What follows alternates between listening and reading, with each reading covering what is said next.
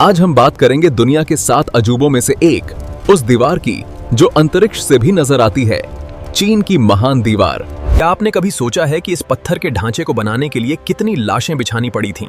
इतिहासकारों का कहना है कि इस दीवार की नींव में 5 लाख से ज्यादा इंसानों की हड्डियां दफन हैं। आखिर इसे दुनिया का सबसे बड़ा कब्रिस्तान क्यों कहते हैं? वो कौन सा सीक्रेट मसाला था जिसने इस दीवार को 2000 साल तक गिरने नहीं दिया? आज की इस स्पेशल रिपोर्ट में हम इतिहास के उन पन्नों को पलटेंगे जो खून और पसीने से लिखे गए हैं। आज से करीब 2300 साल पहले चीन आज जैसा एक देश नहीं था। वो अलग अलग राज्यों में बटा हुआ था। उनके उत्तर में रहते थे मंगोल और शोंगनू। ये लोग भयंकर योद्धा थे जिन्होंने अचानक हमला किया, फसलें जलाईं और लूटपाट की। उन्होंने सोचा कि क्यों न उत्तर की सीमा पर एक ऐसी दीवार खड़ी कर दी जाए जिसे कोई पार न कर सके।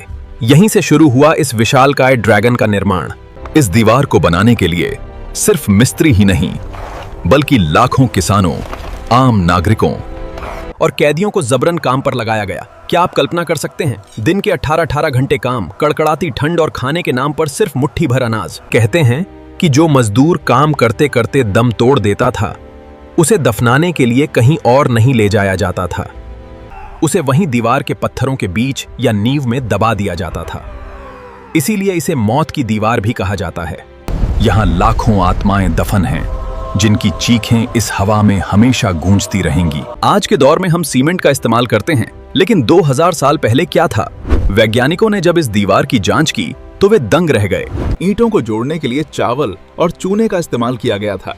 आज के सीमेंट से भी कई गुना ज्यादा टिकाऊ और लचीला है, जो भूकंप के झटकों को भी झेल लेता है। दीवार की चौड़ाई इतनी रखी गई कि एक साथ 10 पैदल सैनिक या 5 घुड़सवार दौड़ सकें। यह सिर्फ एक दीवार नहीं थी, बल्कि दुनिया का सबसे प्राचीन एक्सप्रेसवे भी था। अगर कहीं से दुश्मन आता हुआ दिखाई देता तो एक संदेश धुआं जलाकर भेजा जाता, दिन में और आग रात में। चंद घंटों में यह संदेश हजारों किलोमीटर दूर सम्राट के महल तक पहुंच जाता था। इसे आप उस दौर का हाई स्पीड इंटरनेट कह सकते हैं। दीवार के अंदर हजारों ऐसी खुफिया सुरंगें बनाई गई थीं, जिनका रास्ता सिर्फ शाही सैनिकों को पता था, ताकि वे अचानक दुश्मन के पीछे से निकलकर हमला कर सकें। इतना पैसा और इतनी जानें गंवाने के बाद क्या यह दीवार चीन को बचा सकती थी?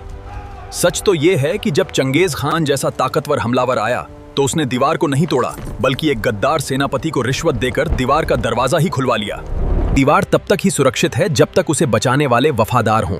लेकिन हमें यह नहीं भूलना चाहिए कि ये उन बेनाम लाखों मजदूरों की यादगारी भी है, जिन्होंने इसे अपने खून से सींचा था।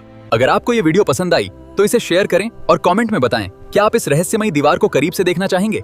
चैनल को सब्सक्राइब करना न भूलें। धन्यवाद।